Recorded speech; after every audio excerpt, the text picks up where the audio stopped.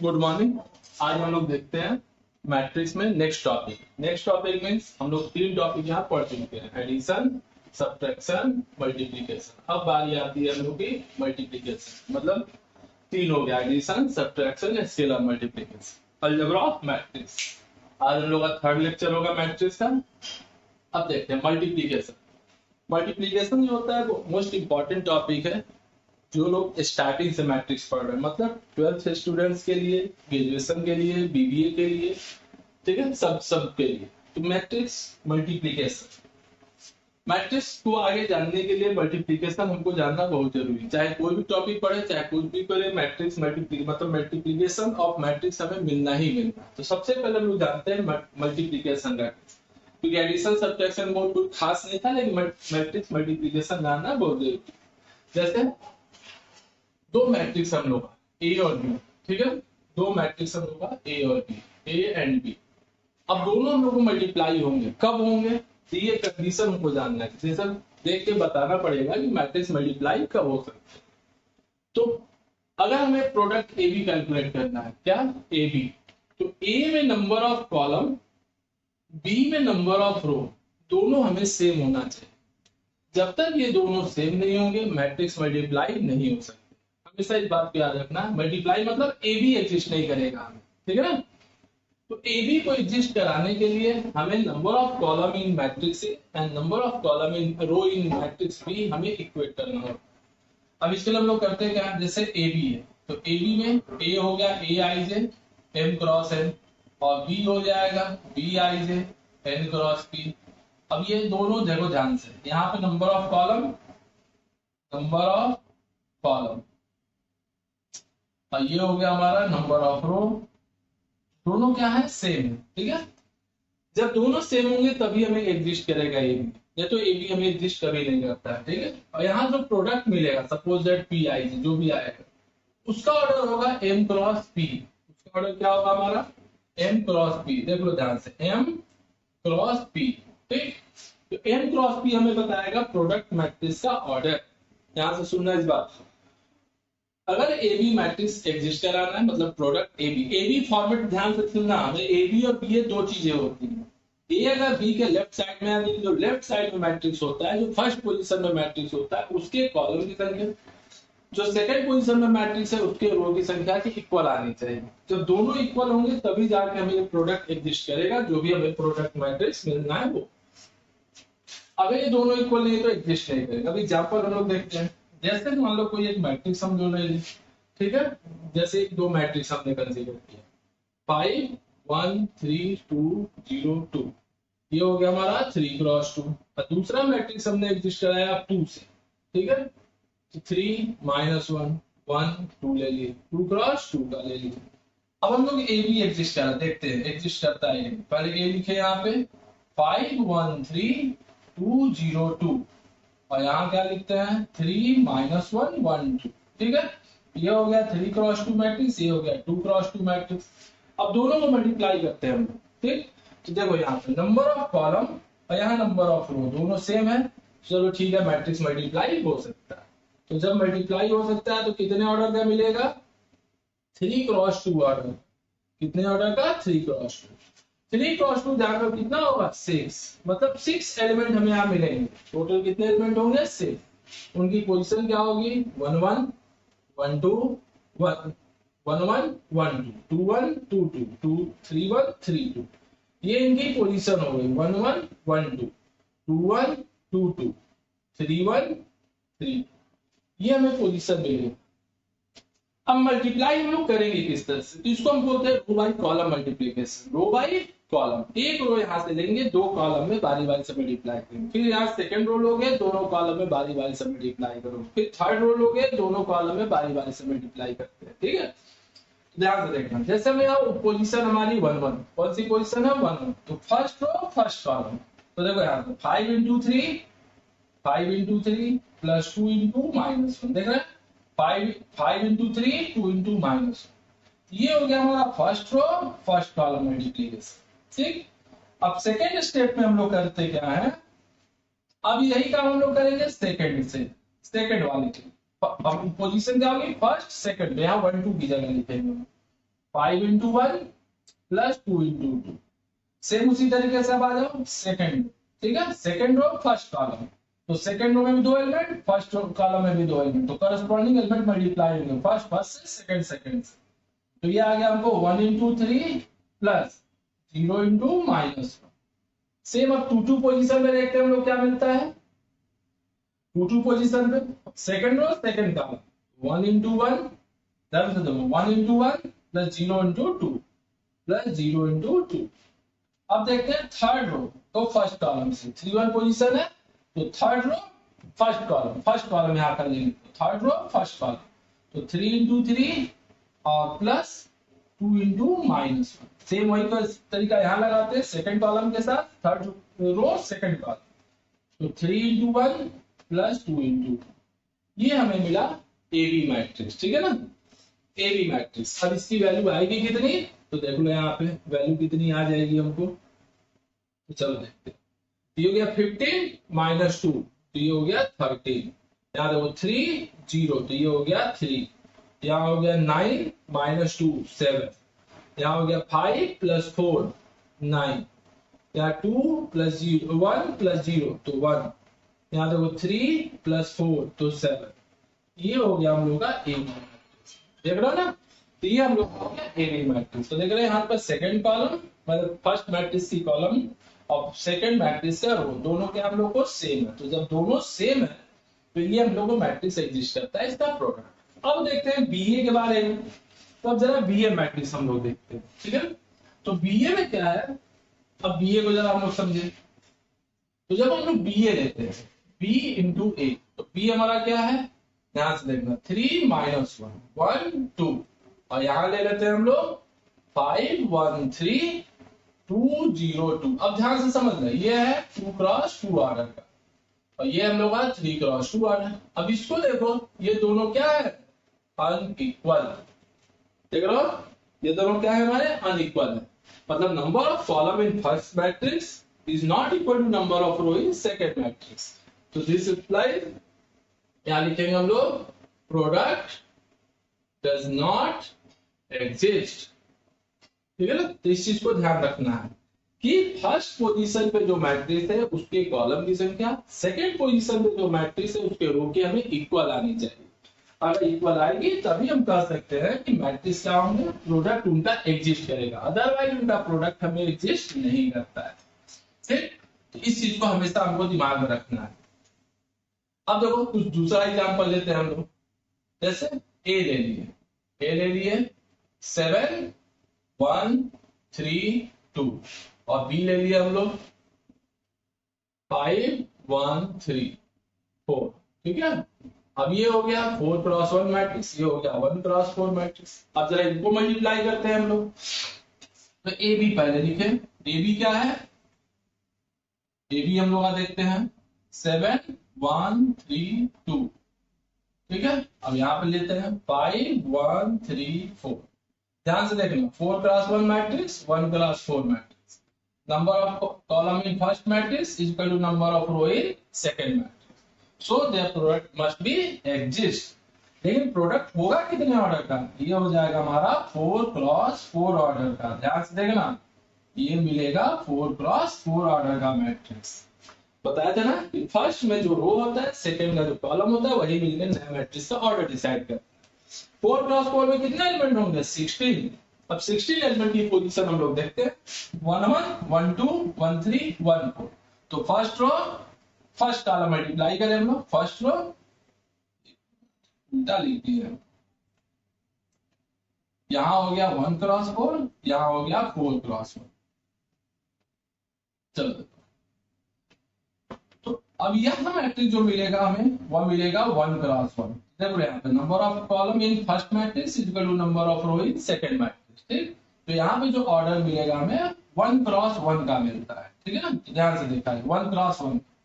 तो हम लोगों को यहाँ मिलेगा 7 into 5 plus 1 into 1 plus 3 into 3 plus 2 into 4, ठीक है ना। फर्स्ट रो और फर्स्ट कॉलम हम लोग मल्टीप्लाई करते हैं, तो एक सिंगल एलिमेंट हमें आएगा 1 क्रॉस 1 का मैट्रिक्स। तो ये हो गया 35 प्लस 1 प्लस 9 प्लस 8, अब इसको ऐड कर दें हम लोग, कितना मिलता है हम लोग को,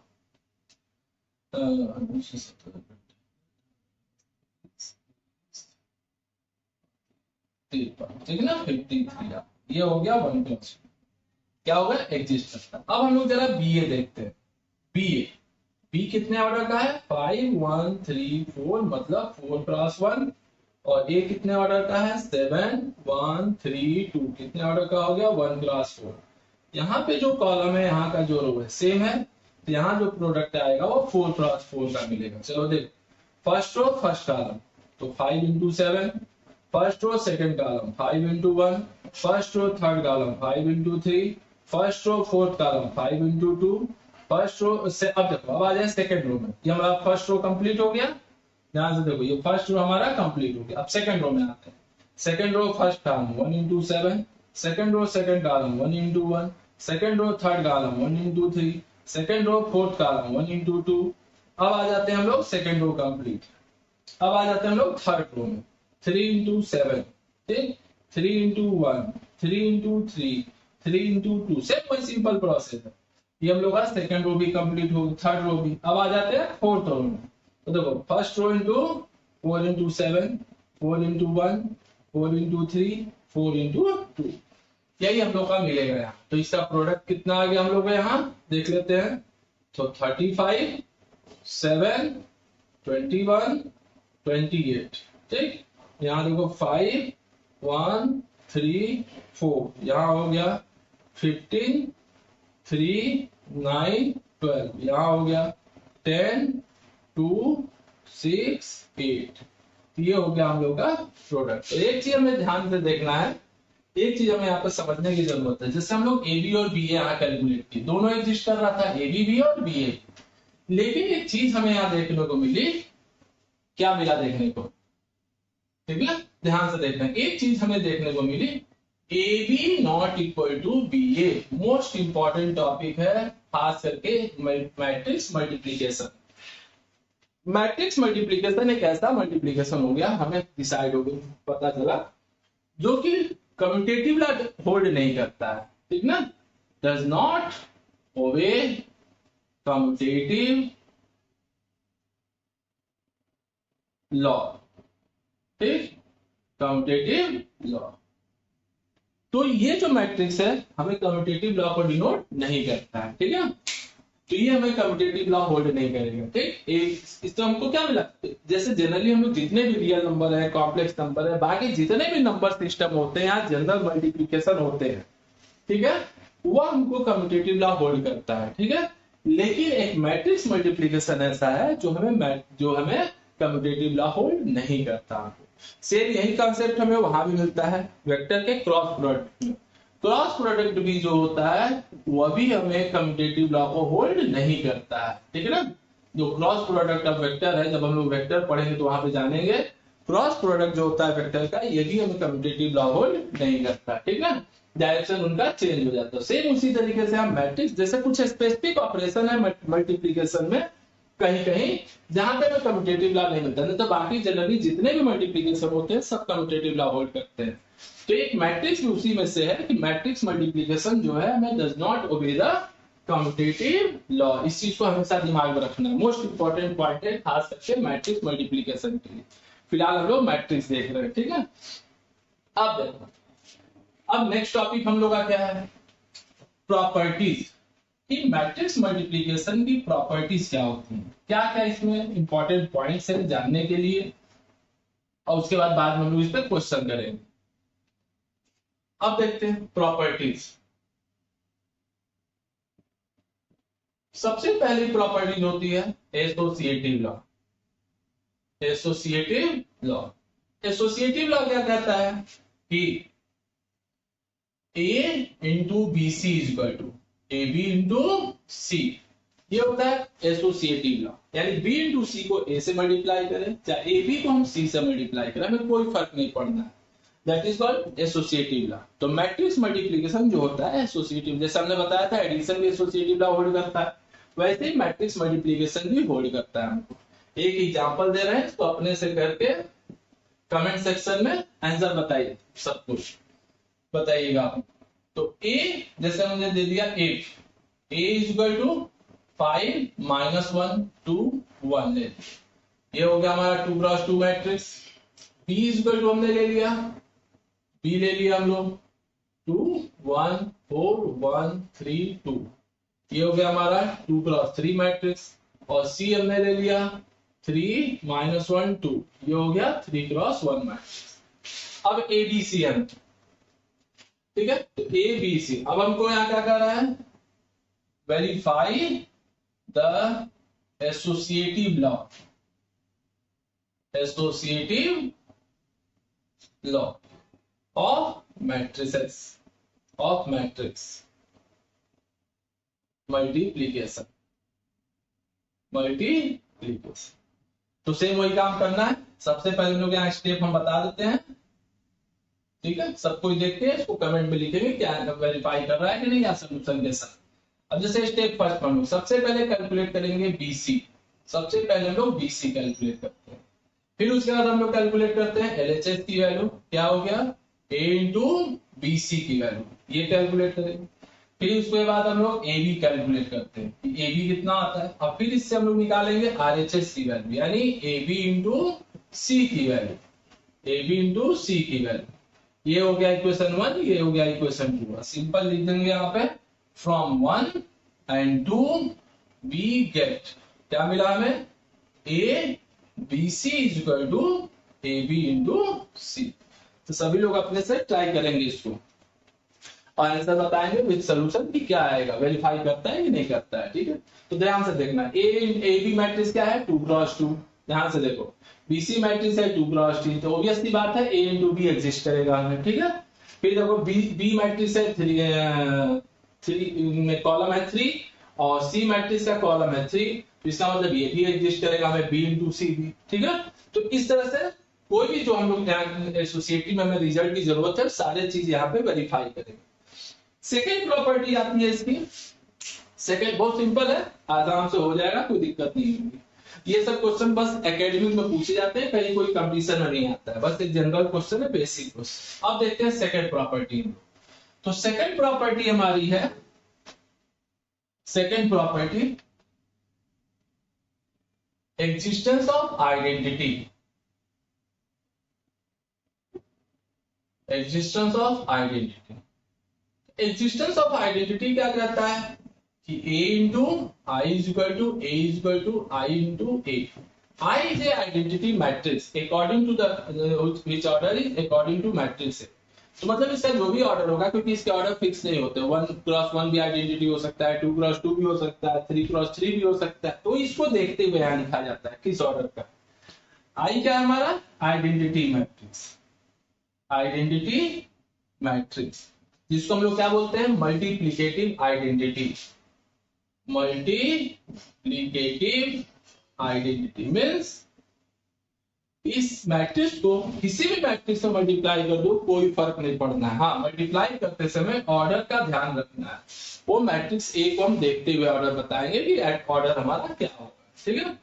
जैसे एग्जांपल के तौर पे मान लो हम लोग लेते हैं ए, हम लोग ले लिए 5 -1 3 2, और तो ऑब्वियसली बात है आई कितने ऑर्डर का होगा, 2 क्रॉस 2 का होगा। अब हम लोग चलो a इंटू आई करके देखते हैं कितना आता है। तो ये हो गया 5 -1 3 2, अब इसमें मल्टीप्लाई करो 1 0 0 1 से, तो देखा कितना मिलेगा हमें। तो देखो यहाँ पे फर्स्ट रो फर्स्ट कॉलम, तो 5 into 1 plus 3 into 0, first row second column 5 into 0 plus 3 into 1, second row first column -1 into 1 plus 2 into 0, second row second column, तो -1 इंटू 0 प्लस 2 इंटू 1, तो मल्टीप्लाई करेंगे तो देखो कितना आ जाएगा, यहाँ हो गया 5, यहाँ हो गया -1, यहाँ हो गया यहाँ हो गया 3 और यहाँ हो गया हमारा 2। वापस से वही मैट्रिक्स हमें ए मिल गया ना, तो a इंटू आई पे तो वापस हमें a आ गया, ठीक। उसी तरह i इंटू ए है 1 0 0 1, यहाँ हो गया 5 -1 3 2, सेम उसी तरीके से इसको फिर मल्टीप्लाई करेंगे फर्स्ट रो फर्स्ट कॉलम। तो देखो आइडेंटिटी के केस में ये कम्यूटेटिव लॉ होल्ड करता है, देख रहे हो ना, बाकी केस में जरूरी नहीं कि हमेशा, ऐसा नहीं है कि हमेशा कम्यूटेटिव कोड नहीं करेगा, कुछ स्पेशल केस में कर भी जाएंगे। जैसे स्पेशल केस में हमारा आइडेंटिटी हो गया, तो आइडेंटिटी से अगर left right right left multiply करते हो कोई फर्क नहीं पड़ना है हमको। देख लो यहाँ पे 1 cross 5 plus 0 into -1, 1 cross 3 plus 0 into 2, 0 into -1 नहीं, अब देखो second row first column multiply करना है, सेकंड रो फर्स्ट कॉलम, तो 0 into 5 plus 1 into -1, second row second column 0 into 3 plus 1 into 2, तो फिर हमें वापस कितना आया, ये 0 हो गया, यहाँ बचा 5, यहाँ देखो ये 0 हो गया, यहाँ बचा 3, यहाँ भी देखो -1, यहाँ आ गया 2, फिर से वापस यही मिल गया। तो इसका मतलब आई क्या है हमारा, आइडेंटिटी मैट्रिक्स। ठीक है, इसको हमेशा दिमाग में रखना है, I is the identity matrix. जिसको किसी भी मैट्रिक्स में मल्टीप्लाई करे उस मैट्रिक्स पे कोई फर्क नहीं पड़ना हमको। ठीक है, ये हो गया आइडेंटिटी मैट्रिक्स। अब नेक्स्ट प्रॉपर्टी देखते हैं इसकी। नेक्स्ट प्रॉपर्टी हम लोग की क्या होती है, नेक्स्ट हम लोग का थर्ड में existence of inverse, existence of inverse. ठीक है, इसमें क्या करता है, a into A inverse is equal to identity is equal to A inverse into A, लेकिन इसमें एक कंडीशन है छोटा सा, if determinant of A not equal to 0, means matrix क्या होना चाहिए हमारा, नॉन सिंगुलर होना चाहिए। अगर मैट्रिक्स नॉन सिंगुलर होगा तभी जाके हम लोग इनवर्स एग्जिस्ट करा सकते हैं, तो अदरवाइज इनवर्स हमें एग्जिस्ट नहीं करेगा। तो जब ये टॉपिक हम लोग यहाँ पढ़ेंगे इनवर्स, तो यहाँ इनवर्स निकालना भी हम लोग जानेंगे कि इनवर्स कैसे कैलकुलेट करते हैं। फिलहाल के लिए हम लोग बस प्रॉपर्टीज की तरह इसको छोड़ देते हैं, तो इसको क्या बोलेंगे, inverse multiplicative inverse of given matrix A. ठीक है, तो किसी भी मैट्रिक्स का अगर कोई तुमसे मल्टीप्लिकेटिव इनवर्स पूछ दिया तो समझ जाओ कि हमें ये जानना पड़ेगा कि इनवर्स हम लोग कैसे कैलकुलेट करते हैं। इनवर्स निकालने के लिए हमें एडजॉइंट जानना होगा, एडजॉइंट निकालने के लिए हमको माइनर को फैक्टर को जानना होगा। ठीक है, और एडजॉइंट निकालने के लिए हमें ट्रांसपोज भी जानना होगा। तो बहुत सारी चीजें जो इंटरकनेक्टेड है एक दूसरे से, तो हम लोग इसी सीक्वेंस में इसको पढ़ते हैं, जिस सीक्वेंस में हम लिखे उसी सीक्वेंस में इसको पढ़ने की कोशिश करते हैं। एडजॉइंट और इनवर्स निकालने के लिए हमें डिटरमिनेंट की भी जरूरत पड़ेगी। तो ये जो सारे टॉपिक है ये हम लोग सीक्वेंस में पढ़ेंगे, तभी जाके आगे के कॉन्सेप्ट क्लियर होते हैं। तो एग्जिस्टेंस ऑफ इनवर्स हमारी नेक्स्ट प्रॉपर्टी हो गई। ठीक है, a into a inverse is equal to y is equal to a inverse into a। अब आते हैं नेक्स्ट प्रॉपर्टी पे। तो नेक्स्ट प्रॉपर्टी हमारी है distributive law. Most important topic है ये इसको बोलते हैं डिस्ट्रीब्यूटिव लॉ। इसमें क्या होता है, a into B plus C is equal to A B plus A C लिखेंगे, और a plus B into C is equal to लिखेंगे A C plus B C. इसको बोलते हैं लेफ्ट डिस्ट्रीब्यूटिव लॉ, इसको बोलते हैं राइट, क्योंकि सी यहाँ पे राइट साइड से ऑपरेट हो रहा है, ए यहाँ पे लेफ्ट साइड से मल्टीप्लाई हो रहा है। तो लेफ्ट साइड से जब मल्टीप्लाई होगा तो लेफ्ट डिस्ट्रीब्यूटिव लॉ, राइट से मल्टीप्लाई होगा तो राइट डिस्ट्रीब्यूटिव लॉ। ठीक है, तो अब होता है हमारा लेफ्ट और राइट डिस्ट्रीब्यूटिव लॉ। इसको भी वेरीफाई करने को बस क्वेश्चन आता है एग्जाम में, वो भी एकेडमिक्स से, बस एकेडमिक्स मतलब 12th के एग्जाम में आ सकता है, बीबीए में आ सकता है, ग्रेजुएशन में भी, ग्रेजुएशन में तो नहीं पूछा जाता जल्दी, बीएससी में, बीबीए में आता है इसका क्वेश्चन। तो ये याद रखना, तो ये लेफ्ट डिस्ट्रीब्यूटिव लॉ, ये राइट डिस्ट्रीब्यूटिव लॉ। इसमें वैसे ही हमें एक एग्जांपल हम ले लेते हैं यहाँ पे करने के लिए। If A is equal to, suppose that कोई एलिमेंट हमने ले लिया 3 -1 2 1 4 3, कितने ऑर्डर का हो गया, 2 क्रॉस 3। अब बी मैट्रिक्स हम लोग कितने ऑर्डर का लेंगे, 3 के हिसाब से लेंगे, तभी जाकर मल्टीप्लाई होगा हम लोग का। ठीक है, तो अब 3 के हिसाब से क्या लेंगे यहाँ पे, तो देखो 3 -1 2 एक ले लिए, और सी ले लो अपना यहाँ पे 7 3 2 ले लिया। अब हमको कौन सा वेरीफाई करना है, लेफ्ट डिस्ट्रीब्यूटिव लॉ। ठीक है ना, और तो ये देखो ये भी हो गया 3 क्रॉस 1, ये भी हो गया हमारा 3 क्रॉस 1। ठीक है, तो ये हमको वेरीफाई करेंगे फर्स्ट वाला। अब सेकंड वाला कहोगे क्या वेरीफाई कर ले, तो नहीं हो पाएगा। क्यों नहीं होगा, जरा समझो मेरी बात। सेकंड लॉ हम लोग क्या वेरीफाई नहीं कर सकते, रीजन क्या है कि ए मैट्रिक्स हमारा 2 into 3 का, ध्यान से देखो, अब बी मैट्रिक्स है 3 into 1 का, तो ये ऐड हो ही नहीं सकता, तो ऐड नहीं कर पाएंगे तो ये वेरीफाई नहीं कर पाएंगे। तो यहाँ हम लोग क्या वेरीफाई करेंगे, वेरीफाई, तो देखो यहाँ पे वेरीफाई हम लोग करते हैं a into B plus C equal to A B plus A C. तो इसके लिए भी स्टेप वही होगा हमारा। सबसे पहले हम लोग क्या निकालेंगे, बी प्लस सी, ठीक है, बी प्लस सी हमारा कैलकुलेट हो गया जो भी आएगा। फिर उसके बाद एलएचएस कैलकुलेट करेंगे, क्या, ए इंटू बी प्लस सी, ये हमारा कैलकुलेट होगा। ये हो गया इक्वेशन 1। सेम उसी तरीके से अब यहाँ पे ए बी कैलकुलेट करेंगे कितना आ रहा है, और ए सी कैलकुलेट करेंगे हम लोग कितना आता है। दोनों को देखते हुए आरएचएस निकालेंगे हम लोग किस चीज का, ए बी प्लस ए सी, इसको कैलकुलेट करते हैं। ये हो गया 2। अब यहाँ पे लिख देना फ्रॉम 1 and 2, ठीक। तो क्या मिला हमें, A B plus C is equal to A B plus A C. ये हमारा कहा जाएगा कि चलो वेरीफाई हो।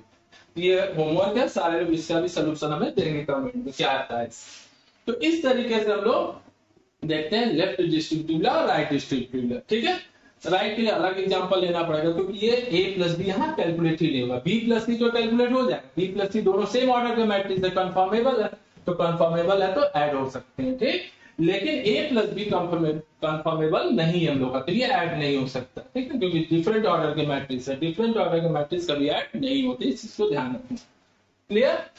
अब आगे देखते हैं एक आध एग्जांपल इसमें कि कुछ दूसरे भी टाइप के। तो यही 4 हमारी प्रॉपर्टीज होती है इसमें, और कुछ विशेष प्रॉपर्टीज इसमें है नहीं, ठीक। एक नॉर्मल प्रॉपर्टीज है, जान ही रहे होगे, सब कुछ में कुछ खास है नहीं। कि जीरो मैट्रिक्स से अगर किसी भी मैट्रिक्स में मल्टीप्लाई कर दो, ठीक है, तो बस ऐसे ही जानने के लिए कोई प्रॉपर्टीज नहीं होता। ए जीरो मैट्रिक्स से मल्टीप्लाई कर दो तो हमें क्या मिलेगा, जीरो मैट्रिक्स मिल जाएगा, ठीक है ना। तो जीरो मैट्रिक्स तो अपने आप पे जाने दो क्या होता है, कहीं भी मल्टीप्लाई कर दो जीरो ही देगा हमको, ठीक है ना। अब एक क्वेश्चन है इसमें, देखो दिया हुआ है कि if A is equal to 0400, तो बोला पूछा है फाइंड ए टू पावर 16। अब इस तरह के क्वेश्चन अगर आ जाए तो क्या करेंगे हम लोग, अब पावर 16 तो कैलकुलेट करेंगे नहीं, तो इसको हम लोग गेस करके सॉल्व करते हैं, जिसको कहा जाता है mathematical induction. Induction 11th class की टॉपिक है, ठीक है। तो जब 11th तब स्टार्ट करेंगे टॉपिक, तब उसको देखते हैं, फिलहाल हमें बता रहे हैं। तो देखते हैं यहाँ पे पहले हम लोग निकालेंगे ए स्क्वायर, तो मतलब क्या हो गया, ए इंटू ए। तो देखो यहाँ कितना आएगा, 0400, फिर मल्टीप्लाई करो 0400, ठीक। तो अब देखो यहाँ मल्टीप्लाई करो, तो फर्स्ट रो फर्स्ट कॉलम, तो 0 इंटू 0, मतलब अब देखिए मल्टीप्लीकेशन, पहले यहाँ 0 से 0 में करोगे, 0 से 4 में करोगे, तो 0 प्लस 0 दोनों आ गया। फिर उसी तरह फर्स्ट रो है ना, अब सेकंड कॉलम में करो, तो ये भी 0 प्लस 0 देगा। अब यहाँ देखो ये हमारा क्या है, सेकंड रो सेकंड कॉलम, ठीक। तो ये हो गया हमारा कितना, 4 इंटू 0 और 0 इंटू 4, 4 इंटू 0 प्लस 0 इंटू 4। अब फिर देखो ये आ गया नेक्स्ट हमारा, ये सेकंड फर्स्ट से कर लिए हम लोग, अब सेकंड को सेकंड से कर लो, तो ये भी देख लो 0 प्लस 0, मतलब क्या आ गया हमें, 0 0 0 0। इसका मतलब जीरो मैट्रिक्स, ध्यान से देखना, यही है हम लोग का ए स्क्वायर की वैल्यू, ठीक। तो देखो 0 4 है 0 0, सिंपली हम लोग मल्टीप्लाई करते हैं, ये दोनों जीरो है तो भाई ऑब्वियसली बात है यहाँ जीरो ही है, ये दोनों जीरो तो यहाँ भी दोनों जीरो आएंगे। यहाँ देखो 4 इंटू 0 0 इंटू 4, तो ये भी 0 हो गया। अब 4 इंटू 0 यहाँ दोनों, तो अब इसका मतलब ए स्क्वायर जब 0 हो गया, तो ऑब्वियस सी बात है कि ए टू पावर 16 कितना हो जाएगा, ए स्क्वायर का पावर 8 कर दो, ये हो गया जीरो मैट्रिक्स। जीरो मैट्रिक्स का कोई भी पावर करोगे तो जीरो ही आएगा। तो इसलिए बहुत ज्यादा हमें घबराने की जरूरत नहीं है, एक दो स्टेप के बाद आंसर दिखने लगता है हम लोग को, ठीक है। तो इस तरीके से हम लोग मैट्रिक्स मल्टीप्लिकेशन आज देखे, ध्यान रखना है। फिर से एक बार हम रिवाइज कर देते हैं कि मैट्रिक्स मल्टीप्लाई तभी होंगे जब फर्स्ट मैट्रिक्स का ऑर्डर होगा A I J N cross N into B I J N cross P. इस चीज को हमेशा दिमाग में रखना है हमको, ठीक ना, कि कब मैट्रिक्स हमको मल्टीप्लाई होते हैं, जब यहाँ का कॉलम और यहाँ का रो दोनों हमको इक्वल आ जाए। तो इक्वल आएंगे तो प्रोडक्ट मैट्रिक्स जो मिलेगा हमें पी आई से, उसका ऑर्डर आएगा एम क्रॉस पी का। तो इस चीज को दिमाग में रखना कि हमको क्या मिलेगा हमको, ठीक है ना। तो यहाँ देखो ये ऑर्डर हमें मिला एम क्रॉस पी का, ठीक। तो ये चीज हमें दिमाग में हमेशा रखना है। Matrix multiplication most important topic है, ठीक है, फ्रॉम बिगनर्स। हमेशा इस बात को याद रखना है बिगनर्स के लिए, बाकी के लिए तो आगे की टॉपिक हम लोग बाद में देखेंगे। स्टार्ट करने के लिए मैट्रिक्स मल्टीप्लिकेशन मोस्ट इंपॉर्टेंट चीज है। जो दो क्वेश्चन हम लोग दिए हैं बोर्ड पे, उनको अपने से सॉल्व करिए, बाकी अपने एक्सरसाइज का भी क्वेश्चन, फिर आगे हम लोग देखते हैं, जब जरूरत आएगा तो फिर मल्टीप्लीकेशन का क्वेश्चन हम लोग देखते हैं। अब नेक्स्ट टॉपिक हम लोग का कल स्टार्ट होगा, ट्रांसपोज, कॉन्जुगेट एंड ट्रांजुगेट। ठीक है, तो कॉन्जुगेट जानने के लिए थोड़ा सा कॉम्प्लेक्स नंबर आप लोग रिवाइज कर लीजिएगा। कॉन्जुगेट कैसे निकाला जाता है कॉम्प्लेक्स नंबर का, सेम वही कॉन्सेप्ट हम लोग यहाँ भी लगाएंगे, क्योंकि स्टार्टिंग में बताए थे कि मैट्रिक्स जो होता है जरूरी नहीं कि उसमें एलिमेंट रियल नंबर ही हो, मैट्रिक्स के अंदर एलिमेंट जो है कॉम्प्लेक्स भी हो सकते हैं, जैसे 2 + i, 3i, -5, 7i, कुछ भी लिख सकते हो। ठीक है ना, 2i, 3i, 3 + √2। तो जरूरी नहीं कि हम एलिमेंट इसके अंदर जो लिखते हैं वो रियल ही लिखते हैं, हम लोग कॉम्प्लेक्स भी ले सकते हैं। तो जब कॉम्प्लेक्स एलिमेंट आएंगे तो हमें जरूरत पड़ेगी कॉन्जुगेट की। ठीक है, कि मैट्रिक्स का कॉन्जुगेट कैसे निकलता है, इन दोनों को मिला दोगे तो आएगा टर्म ट्रांजुगेट। ठीक है ना, तो कल हम लोग अगले क्लास में ये 3 टॉपिक डिस्कस करते हैं। इसके बाद हम लोग 1 दिन लगेगा डिटरमिनेंट डिस्कशन में, फिर बाकी माइनर कोफैक्टर ज्वाइंट देखेंगे। क्लियर, तो चलो अब नेक्स्ट क्लास में मिलते हैं ट्रांसपोज के केस, ट्रांसपोज पढ़ने के लिए।